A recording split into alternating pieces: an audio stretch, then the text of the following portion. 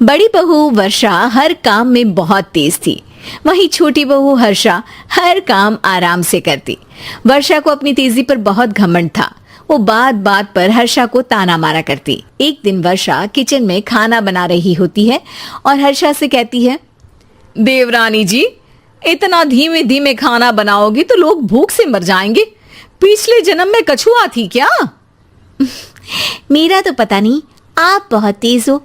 आप पिछले जन्म में घोड़ा थी क्या? वर्षा आराम से चली जाती है। खाना खाने के बाद वर्षा का पति गौतम, हर्षा का पति लोकेश और उनके माता पिता बैठकर टीवी देख रहे होते हैं। तभी सास कहती है, अरे रामायण लगा दो हर्षा। हर्षा धीरे धीरे चैनल बदलती है। जब तक रामायण के चैनल पर पहुंचेगी रावण मर भी चुका होगा। हाँ बेटा हर्षा, जल्दी लगा देना, राम भगवान के दर्शन कर लूं। जी लगा तो रही हूँ। इतना स्लो? सासू माँ इतने में तो अयोध्या जाके राम भगवान के दर्शन कराएंगी। सब वर्षा की बात पर हंसने लगते हैं। वर्षा हर्षा के हाथ से रिमोट लेकर रामायण लगा देती है। हर्षा बुरा नहीं मानती और वो भी हंसते हुए वहां से चली जाती है। एक दिन हर्षा खाना खा रही होती है। तभी वर्षा वहां आके कहती है, अरे कितना धीमे धीमे खा रही हो। इतने में तो शादी में 100 लोग खाना खा लेते। आधे घंटे से खाना खा रही हो तुम। अरे खाने को चबा चबा कर खाना चाहिए। हाँ हाँ, आप तो चबा के भी खाती हो और दबा के भी। अरे आपको मेरे धीरे खाने से दिक्कत है या ज्यादा खाने से? अरे आप धीमे खाओ या ज्यादा खाओ, मुझे क्या। बस मैं ये कहने आई थी कि सुबह कुछ मेहमान आ रहे हैं, जल्दी उठ के खाना बना लेना, देर मत करना।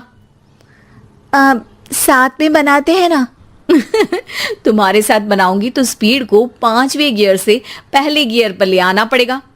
अरे भाई, तुम्हारे साथ रहकर तो मेरी तेज रफ्तार पर भी असर पड़ेगा और मैं भी तुम्हारी तरह हौले हौले काम करने लगूंगी सब।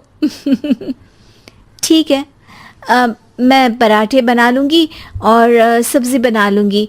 आप चपाती बना लेना और दाल बना लेना। हाँ हाँ ठीक है, पर अलग अलग ही बनाएंगे। अगले दिन हर्षा जल्दी उठ के काम करने लगती है और वर्षा सुबह उठ के ये सोच के वापस सो जाती है कि काम तो वो तेज कर ही लेती है। अगर थोड़ी देर सो भी जाएगी तो भी हर्षा से पहले तो काम निपटा ही लेगी।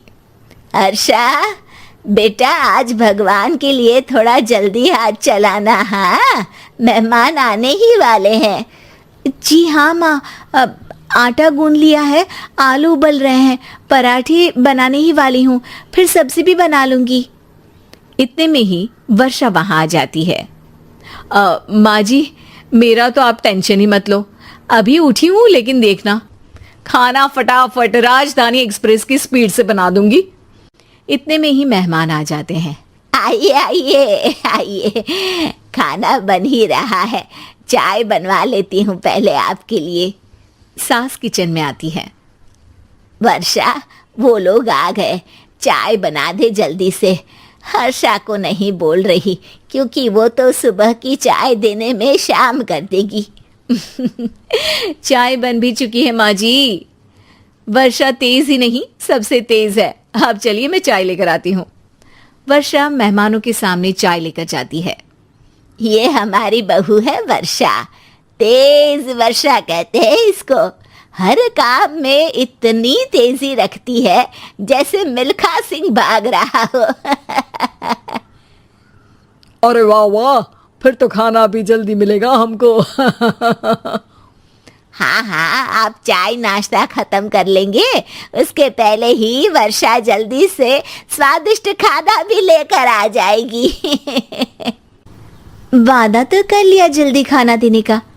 आपकी चपाती भी नहीं बनी और दाल भी नहीं उबली। फिर भी तुमसे पहले काम खत्म हो जाएगा मेरा। तुम्हारी तरह नहीं हूं, घड़ी की सबसे पतली सुई की जैसी धीमे धीमे धीमे काम करती हो तुम। बस वर्षा अपने तेज हाथों से दाल कुकर में चढ़ाती है और आटा निकाल के गूंथने लगती है। थोड़ी देर में कुकर की तेज सीटी बजती है और वर्षा का हाथ डोल जाता है। आटे में पानी ज्यादा पड़ जाता है। अरे रे, आटा तो ज्यादा गीला हो गया। वर्षा जब रोटी बेलने लगी तो एक भी रोटी गोल नहीं बन रही थी। कोई रोटी श्रीलंका के नक्शे जैसी थी तो कोई रोटी ऑस्ट्रेलिया के नक्शे जैसी बनती। वर्षा चिढ़ जाती है। कुकर फिर से जोर से सीटी मारता है। सास बाहर से आवाज देती है, वर्षा बेटा, आज स्पीड थोड़ी कम लग रही है। टाइम और लगने वाला हो तो बता दो बेटा। वर्षा को ये बात सुनकर बहुत बुरा लगता है। वो सोचना भी नहीं चाहती थी कि कभी उसकी तेजी पर कोई सवाल उठेगा। वहीं हर्षा धीमे धीमे अपना काम करती रहती है। वर्षा दाल बनाते वक्त भी इतनी घबरा जाती है कि जल्दबाजी में दाल में नमक ज्यादा गिर जाता है। वर्षा का खाना फिर भी हर्षा से जल्दी तो बन जाता है और जब खाना मेहमानों के सामने लगता है तो सब हर्षा के खाने की तारीफ करते हैं। अरे पराठे तो कमाल की बनी है और सब्जी भी। बस दाल में नमक थोड़ा इधर उधर हो गया है।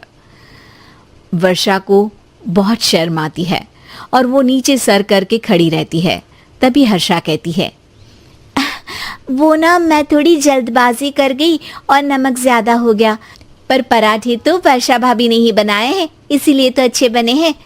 वर्षा ने कभी नहीं सोचा था कि हर्षा के काम की इतनी तारीफ होगी, लेकिन वो उसका यश वर्षा को दे देगी।